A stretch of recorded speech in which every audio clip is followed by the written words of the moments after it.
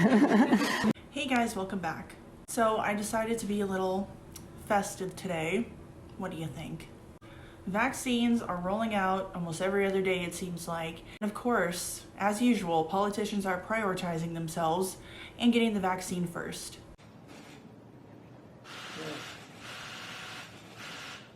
Today, Joe Biden and his wife got the vaccine, and immediately after receiving it, Joe Biden just put out a friendly reminder that this is only the beginning. Things can't be back to normal yet. And but the important thing is that it's worth stating that this is just the beginning. It's one thing to get the vaccine out, and now Moderna is going to be on the road as well. But it's going to take time. It's going to take time. In the meantime, I know I don't want to sound like a sour note here, but I hope people listen to all the experts, and the Dr. Fauci's on, talking about the need to wear masks during this Christmas and New Year's holidays, wear masks, socially distance, and if you don't have to travel, don't travel. Don't travel. Are you surprised? I'm not. Joe Biden is literally known for lying at this point.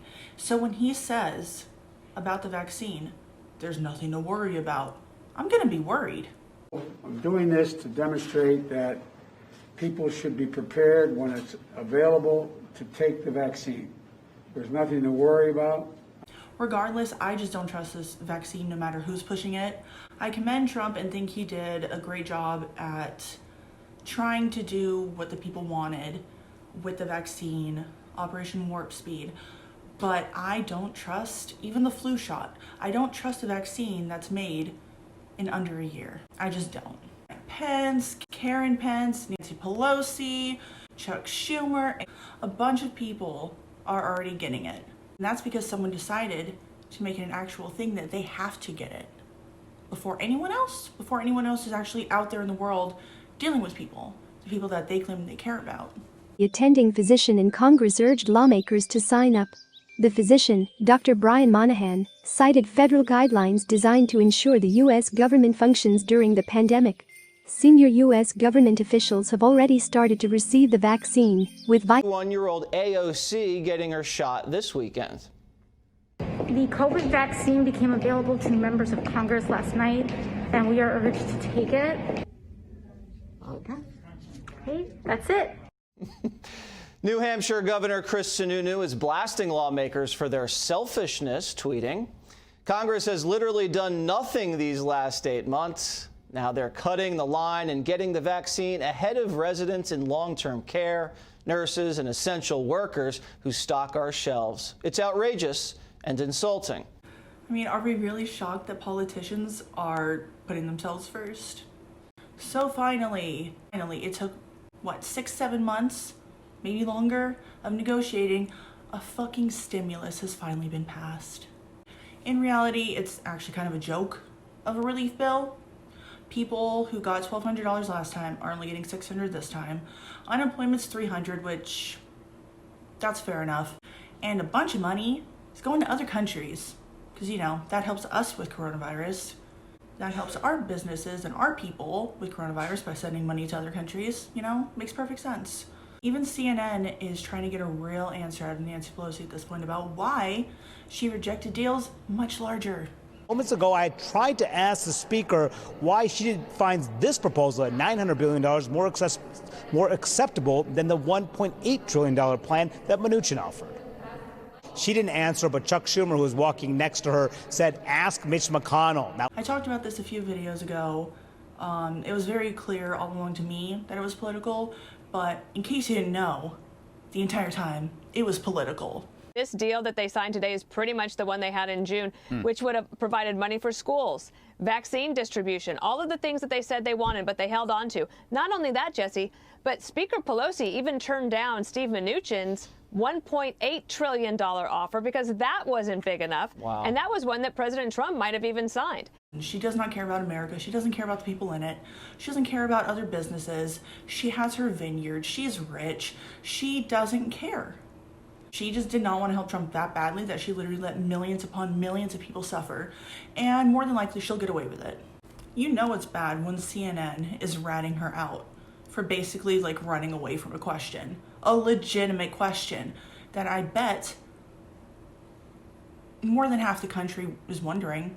People who've lost businesses, jobs, houses, everything they own, while Nancy Pelosi sits there and thinks that she's fucking queen of the United States.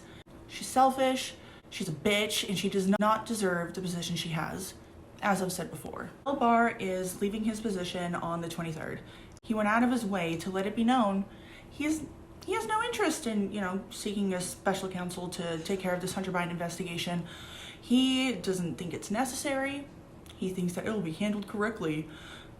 I think to the extent that there's an investigation, I think that it's being handled responsibly and professionally currently within the department. And to this point, I have not seen a reason to appoint a special counsel, and I have no plan to do so before I leave. Would you trust anybody at all, that's hired by Biden to really investigate properly Hunter Biden? Are we really supposed to believe that? Are we really supposed to believe that people believe that?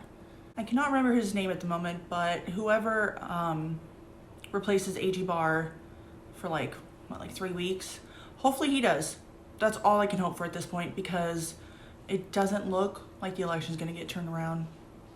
It just, unfortunately, I guess like half the country's opinion just doesn't fucking matter to any judge in America, to any court in America. No one cares, what more than half the country thinks. It's really hopeful at this point that he sets up a special counsel, because this shit needs to be completed thoroughly, properly, honestly, and people need to be held accountable, including Joe Biden. His name is what got his son and his brother all these sketchy jobs to begin with. It begins and ends with Joe Biden. Yes, the evidence coming out against Hunter Biden, when you circle back to the beginning, who did it start with? Joe Biden, because he is the one who had the powerful position. He was the one who was the vice president of the United States and abused it and got his family opportunities that completely compromise him in the White House. Oh, I know some of you who watch my channel aren't as big of fans of Tom Fitton as I am, but I'm gonna put it in here anyways. Once again, Tom Fitton had some harsh criticism for Barr. What really bothered me today, Greg, about Attorney General Barr's statement was the focus on Hunter Biden, as if that's the issue.